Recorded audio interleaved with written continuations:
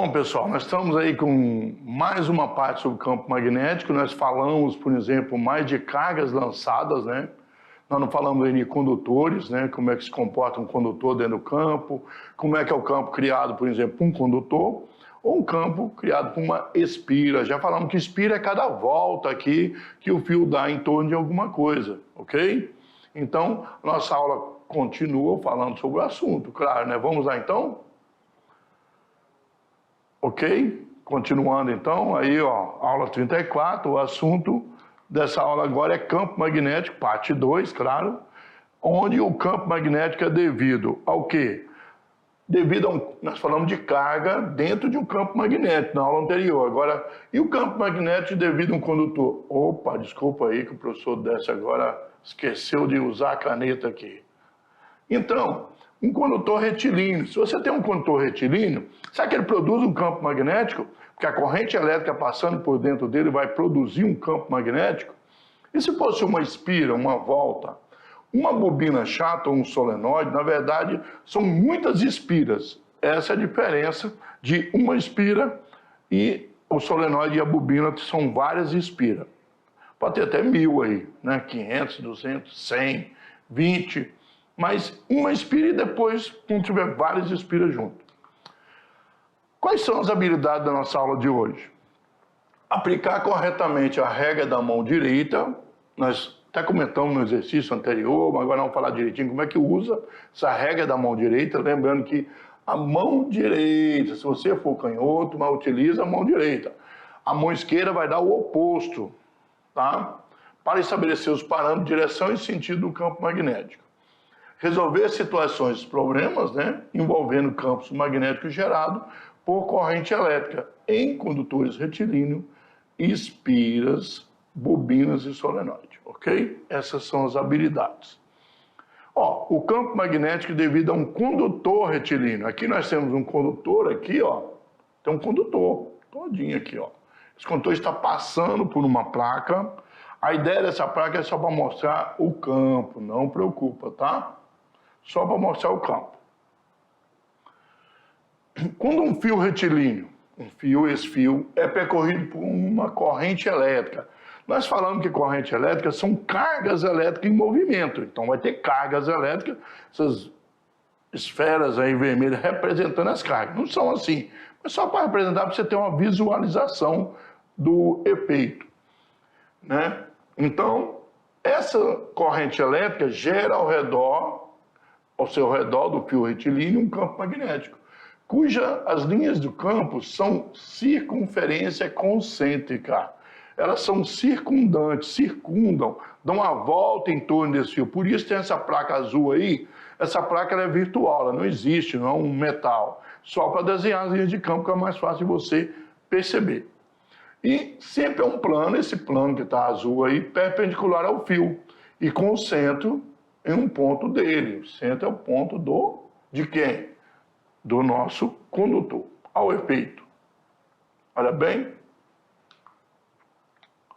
Quando essa corrente elétrica está passando, forma um campo. Este campo em volta aí do condutor. Olha lá, sul e norte, né, apontando que o norte é para cá, porque a linha ela entra no sul. Olha bem. Ela tem aqui entrando no sul, saindo no norte. Nós vimos isso, tá? Parou aqui porque quando eu risco na lousa, aí para, tá? Mas perceberam aí que a corrente está passando. Para sabermos qual é o sentido do campo magnético deste fio, nós utilizamos a regra da mão direita. Coloca-se o polegar, olha aqui o polegar seu, ó, no sentido da corrente elétrica. Você viu lá que a corrente elétrica está subindo. Polegar no sentido da corrente elétrica.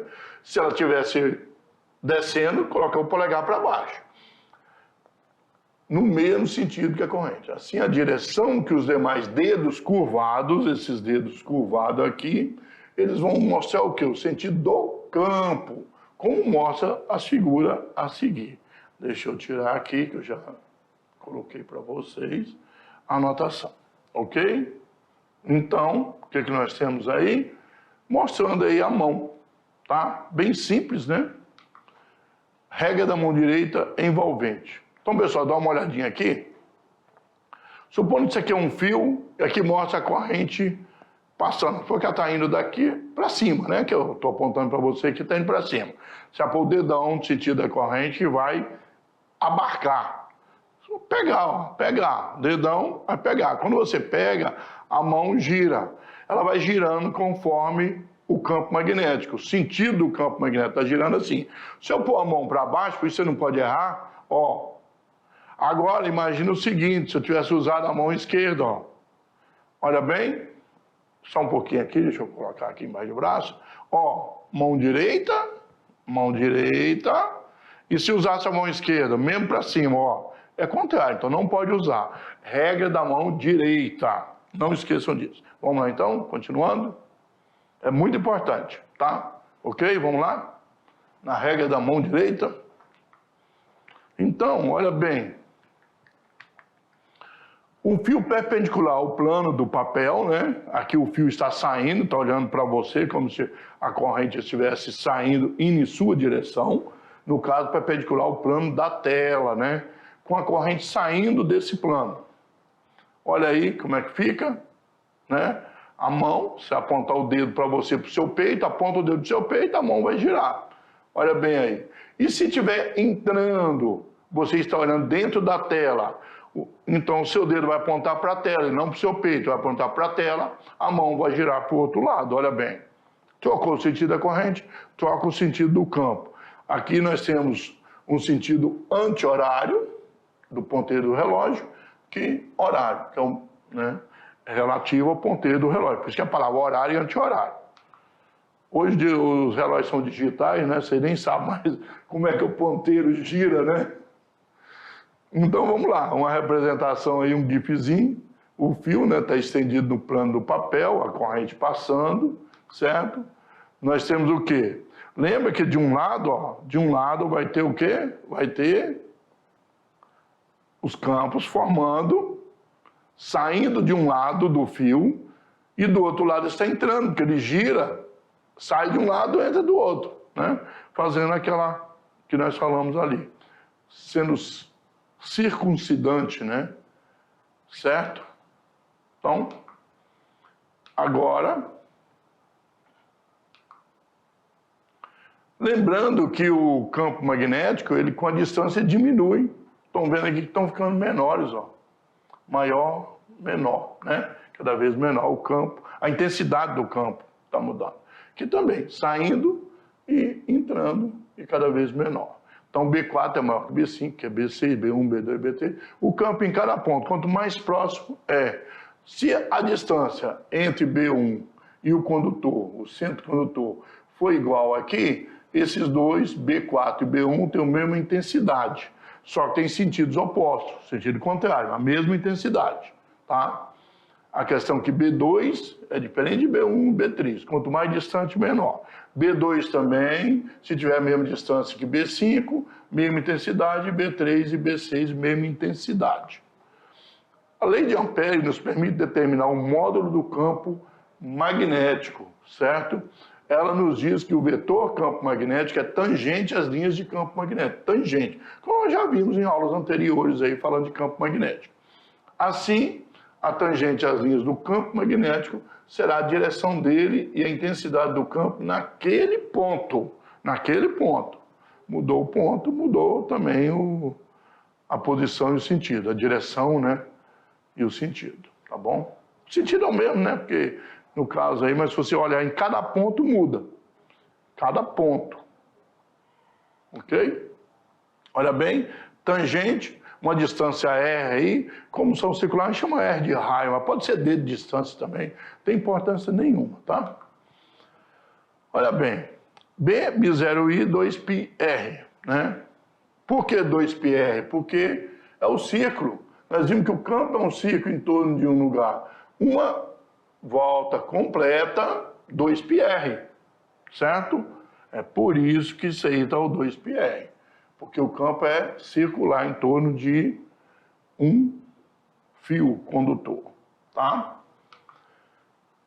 Simples aí o B, campo magnético, né? Olha bem, a constante de permeabilidade magnética, o I é a corrente elétrica, o 2π é a distância do fio até o ponto, né, da linha do campo da 2πr. Um exemplo aí, que quando trabalha com número fica mais simples, né? Um fio condutor retilíneo e muito longo, quanto mais longo melhor, para fazer experiência, para não ter interferência, né? É percorrido por uma corrente elétrica constante, que cria um campo magnético em torno do fio, como já vimos aqui. Podemos afirmar que esse campo magnético tem o mesmo sentido da corrente elétrica? É uniforme? É paralelo ao fio? Aponta para o fio? Ou diminui à medida que a distância em relação ao condutor aumenta? Então, ele é percorrido por uma corrente, cria um campo e podemos afirmar, mesmo sentido da corrente, nós sabemos que ele é perpendicular, né? Certo? Então, olha bem, diminui à medida que a distância em relação ao condutor aumenta. A gente viu quanto, no exemplo aí, quanto maior a distância, menor a intensidade do campo magnético. Vamos lá. Agora vamos ver o campo magnético devido a uma espira, a um fio enrolado, né? Quando ele enrola formando, no caso, um círculo. Nós vimos agora um condutor retilíneo. Motores elétricos, transformadores, eletroímã e outros equipamentos eletrônicos são dispositivos que utilizam uma bobina de fio enrolado, olha que eu disse, que cria um campo magnético com determinada finalidade. Uma bobina, a gente chama de bobina, esses vários fios enrolados, é formada por várias espiras. Cada volta é uma espira. Então, vamos estudar por enquanto o campo magnético formado por uma única espira, porque depois é só multiplicar, né? Você tem uma, tiver várias, multiplica pela quantidade. Consideremos uma espira circular de centro O e raio R, distância, né, do centro até a parte periférica dela. E passa uma corrente aí. Observe que em torno do condutor se estabelece um campo magnético, como observado nas figuras abaixo. Olha aí, a espira, né? E aqui nós temos um campo devido a esse condutor da espira e aqui tem outro. Pode ver que aqui está girando num sentido, né?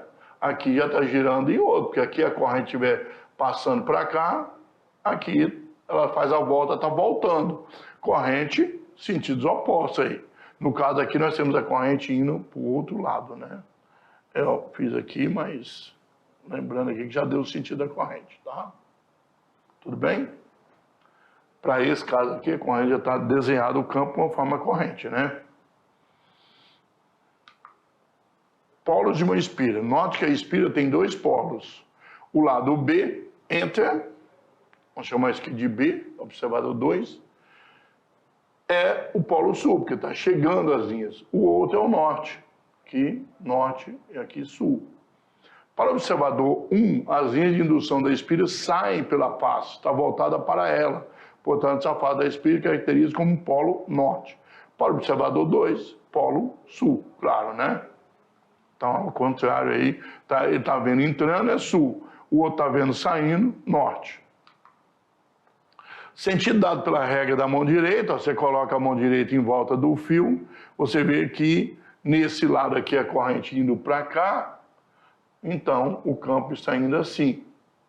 Aqui, como a corrente gira, volta aqui, então agora já vê que o campo, agora você colocou o dedo, o campo não está indo mais para lá como estava, está para o outro lado. Só usar a regrinha aí direitinho, não tem como errar.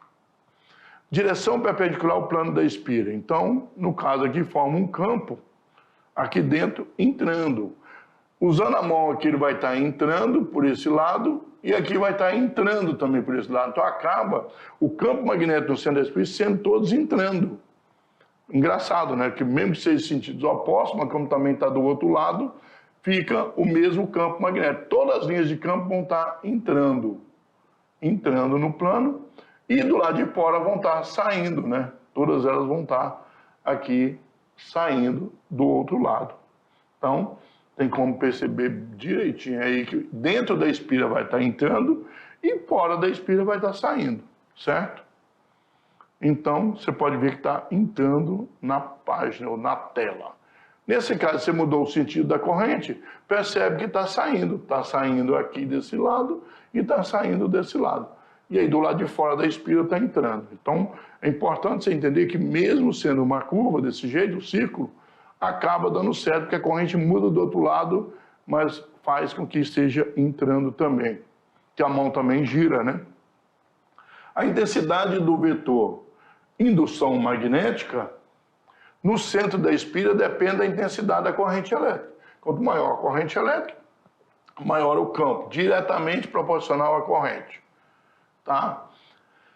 E inversamente proporcional ao tamanho da espira. Se você tiver uma espira pequena, é uma distância mais intenso. Uma espira maior, menos intenso o campo aqui dentro, porque a distância é maior. Então, vai ser inversamente proporcional ao raio, ao tamanho dessa espira, né? E diretamente proporcional ao valor da corrente. Aumenta a corrente, aumenta o campo.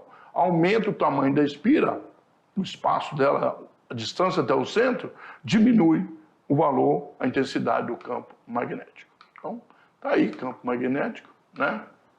Corrente elétrica e o raio da espira.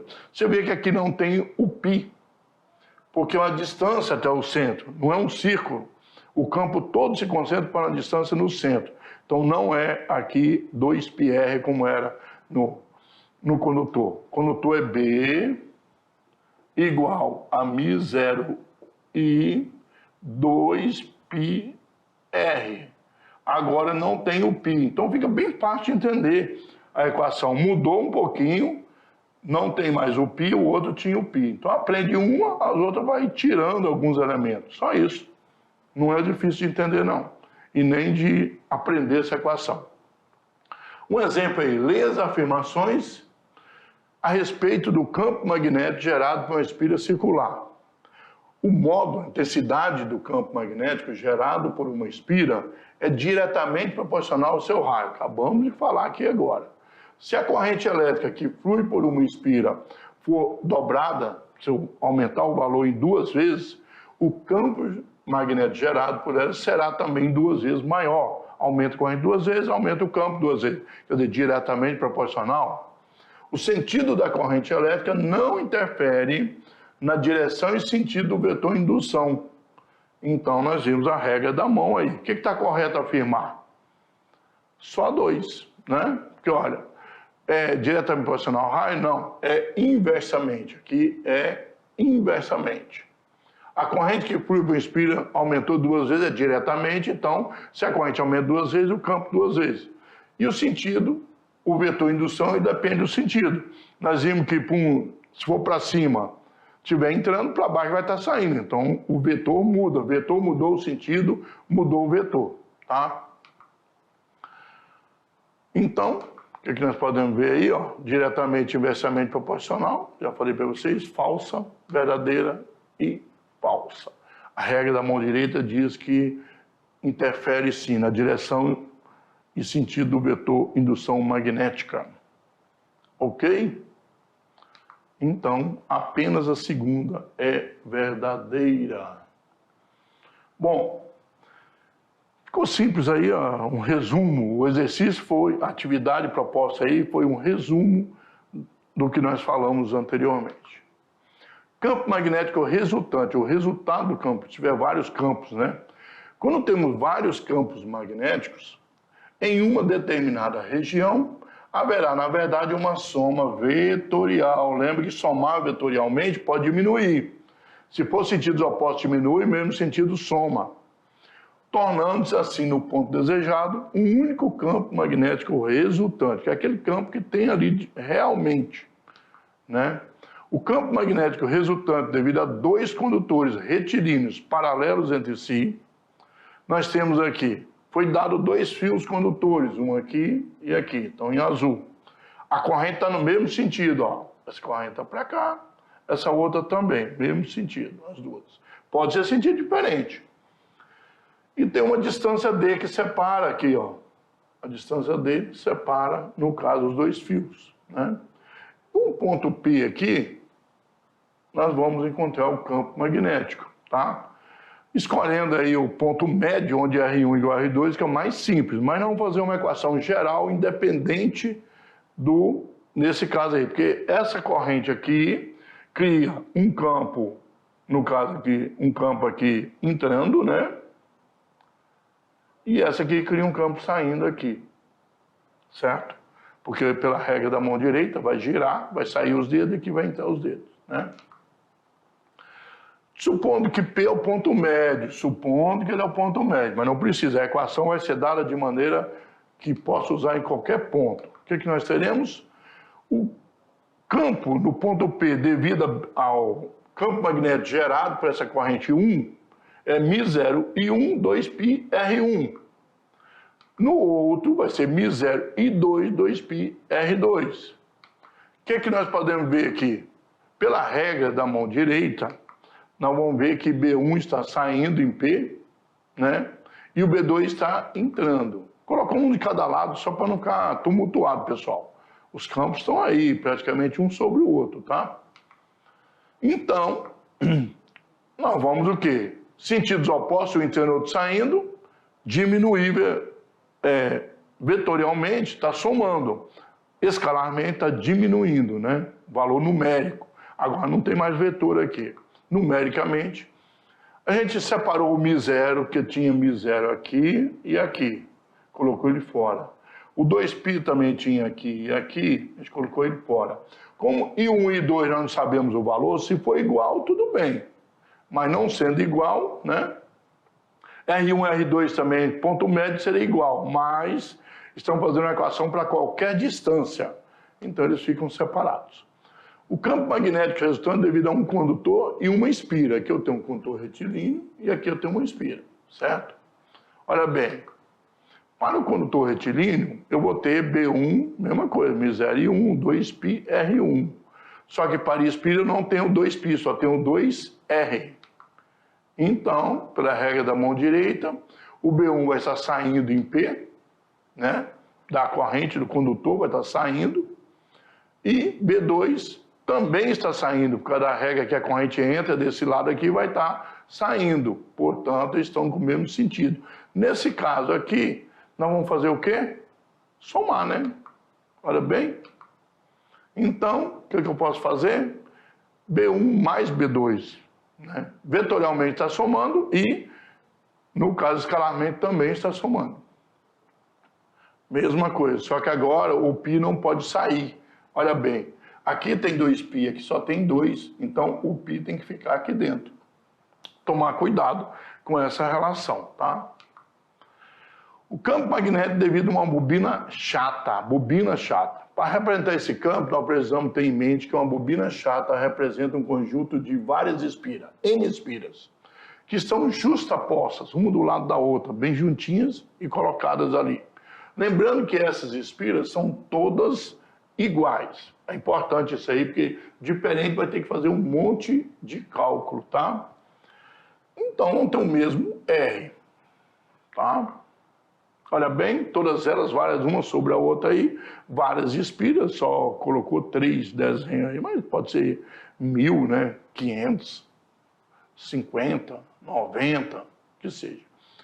Então, nós temos um campo passando por dentro delas, e pela regra da mão direita, o campo está para cima, né? Não entrando aí, no caso, para cima, e tem a mesma distância R. Olha, aproximando-se um ímã de uma bobina como essa, bobina chata, verifica-se que o polo norte daquele atrai o sul da bobina, repelindo o norte da mesma, né? Então, se nós mudarmos a corrente aqui, ó, nesse caso aqui a corrente está nesse sentido, entrou aqui, deu a volta, girou, girou, girou e saiu aqui. Então, nós teremos aqui sul da bobina atraído pelo norte. Nesse caso, mudou o sentido da corrente, mudou também, passou a ser norte esse lado, vai repelir.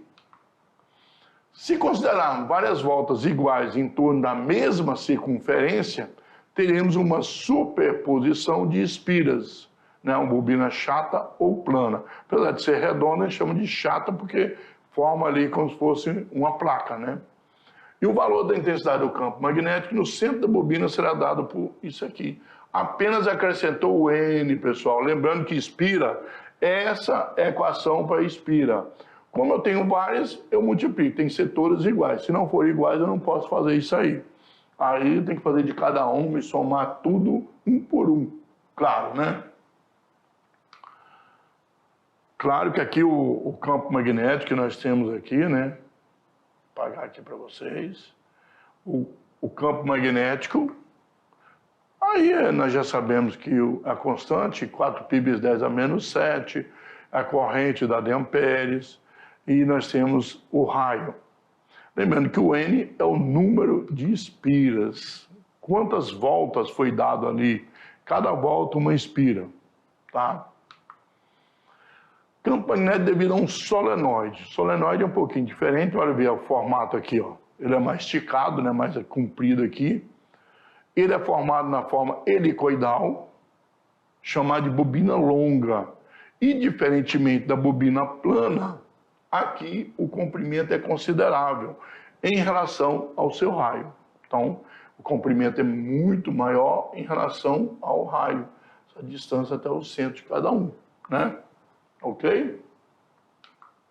Podemos considerar que cada volta completa desse condutor é uma espira também, claro, vamos considerar como uma espira cada volta, apesar de estar um pouco distante, distanciando, né? Helicoidal. A figura a seguir mostra isso com a representação das linhas de força num pedaço de um solenoide, bem como o sentido da corrente. Desculpa aí. Olha bem, está aqui, ó, feito mesmo um experimento com uma bateria, aí vocês veem as linhas. Vê que o campo aqui, ó, está orientado dentro e as linhas de campo estão girando em torno. Como se fosse um ímã oco, né? Na verdade, vocês lembram do exemplo que nós tivemos do ímã, né? Então é como se fosse um ímã, só que oco. Tem linhas representadas aí dentro aí, ó, ok? Olha bem. Como as linhas, as limalhas que nós fizemos aquela experiência para vocês aqui. Podemos considerar que cada volta completa desse condutor é uma espira, cada volta dessa aqui, tá? Vai girando, né? A figura a seguir mostra isso com a representação das linhas de força num pedaço de um solenoide, bem como o sentido da corrente. Aqui tem a bateria, nós sabemos que no gerador, né, a bateria externa vai do mais para o menos e dentro vai do menos para o mais. Aqui é a representação para vocês, ó. Olha aí, toda a representação. Deixa eu apagar aqui que eu tinha passado lá, né? Olha bem. Então vocês têm a representação, o solenoide aí em verde, todo em verde, e as linhas estão em amarelo, e como se fosse colocado pequenas bússolas para se orientar. Olha lá, o azul e o vermelho, né? Aí o norte e o sul aí orientando. E as correntes passando aí, estão em lilás aí, né? Passando dando a volta, né? Entrando de um lado e saindo do outro, claro. Certo?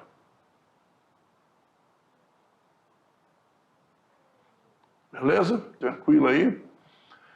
As linhas de indução em um solenoide. Olha bem como é que fica, que elas giram em torno e mantendo o centro delas, o centro aqui, ó, a corrente vai girar pelo fio, fazendo sempre volta, ó. É isso que a corrente faz, tá? A corrente está girando em torno. O que nós temos aqui? Nós temos, então, que no centro, se mantém no centro do solenoide uma linha, que é essa linha, na verdade aqui, ó, ela se orienta de maneira reta aqui. O solenoide se comporta como um ímã, como eu falei para vocês, no qual o polo sul é o lado por onde entram as linhas. Olha aqui, as linhas estão entrando aqui, né? Então elas entram e saem. E o lado norte, onde saem as linhas de indução. Isso aí nós estamos cansados de falar aqui, já acho que vocês já entenderam bem essa questão. Se entra, nós temos aí o sul, sai o norte, né? Então, aqui as linhas de indução obtidas com limalha de ferro, que nós fizemos, mostramos aí para vocês na tela anterior aí, né? ok? A direção e sentido do vetor no interior do solenoide, como é que você faz? Você abraça a mão ali, ó, no solenoide, e o dedão agora vai apontar o campo magnético. Para determinar o sentido das linhas de indução no interior do solenoide, podemos usar novamente a regra da mão direita. Só que o dedão não é o da corrente, a corrente são os dedos, todos os dedos agora, tá? Senão você ia ter que pegar cada espira daquela aqui, ó, usar em cada espira para fazer aquele sistema anterior. Se você trocar, você tem que, os dedos são a corrente, e gira, e o dedão vai apontar o campo magnético, ó. Mesmo se você fizer espira por espira, mas o solenoide você não vai pegar ele um por um, né? Então você pega a mão toda e os dedos agora vão ser o sentido da corrente, o sentido que a corrente estiver, e o dedão vai apontar o campo magnético. Fica mais fácil de você entender. Usa agora, troca a ideia, né? Porque o que nós tínhamos? O dedão corrente, os dedos campo magnético. Aqui você tem que os dedos são corrente e o dedão o campo magnético. Você troca. Lá todos os dedos indicavam as linhas de campo. Aqui o dedão indica o sentido. E o sentido que o dedão apontar é o norte. O outro lado é o sul. Bem simples, fácil de entender, porque aí vai ser o dedão apontando e o dedão vai indicar o norte, inclusive, que é onde sai o campo magnético, saem as linhas de indução. Então, fica mais fácil para vocês entenderem aí. A intensidade do vetor B, ela é dada por essa equação. Lembra que agora mudou, ó, 2R, nós temos o lugar, o L, que é o comprimento do solenoide que importa, tá?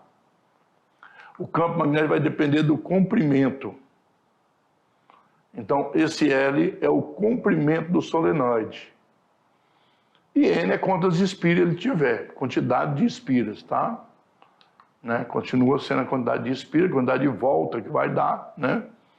Então, agora nós mudou um pouquinho aí a equação. Então, nós temos lá, condutor retilíneo, B igual a μ0I sobre 2πr. Espira, B é igual a μ0I sobre 2R. Não tem o π. E agora não tem, só tem o L embaixo. Em cima mantém μ0I. E o N é que você tem N espiras. Né? N espira. Solenoide tem que ter o N. A bobina chata também. A espira, uma só não precisa, porque o N é igual a 1, pronto. Ok? Acho que bem tranquilo aí para entender. Vamos lá. Marque a alternativa correta a respeito das características do campo magnético gerado por um solenoide. O campo magnético gerado por um solenoide é inversamente proporcional ao número de espira, acabamos de ver ali. Será que é inversamente? Quanto maior o número de espira, menor o campo? O campo magnético gerado por um solenoide é inversamente proporcional ao comprimento do solenoide. Quanto maior o comprimento, menor o campo. O L tinha que estar embaixo para isso, se for correto. Se as linhas de campo magnético de um solenoide são circulares, as linhas de campo são circulares, nós vimos que no condutor retilíneo e nas espiras são circulares, mas e lá, no solenoide? As linhas de campo magnético de um solenoide são perpendiculares ao sentido da corrente. Todas as alternativas estão erradas, incorretas. Bom, nós vimos aí que a primeira é errada porque o campo gerado do solenoide é diretamente proporcional ao número. Quanto maior o número de espira, maior o campo magnético. A C também é errada porque as linhas, então já disse que a B é correta, né? As linhas de campo são paralelas ao eixo solenoide, saindo do lado referente do polo norte e entrando no polo sul. A D e E, por consequência, são erradas. Então a B é corretíssima. Certo? Então nós vimos aqui que é um exercício tranquilo, bem fácil de entender. Voltando aqui só um pouquinho para a gente... Olha aqui, ó. O campo magnético gerado por um solenoide é inversamente proporcional ao número de espiras. Nós sabemos que, no caso, o campo é μ0I e, no caso, sobre L. E aqui o N, quantidade de espira. Tudo que tiver aqui em cima é diretamente proporcional. O que tiver aqui embaixo é inversamente. Vamos colocar até uma setinha aqui para inversamente, tá? Então a gente sabe que existe essa diferença, onde o μ0i é a permissividade magnética, a corrente elétrica e o número de espira diretamente proporcional ao campo. Maior a corrente, maior o campo. Maior o número de espira, maior o campo. E o comprimento dela. Aí você fala assim, mas como é que eu vou ter maior número de espira e não vou ter comprimento? Porque as espiras podem estar mais juntas.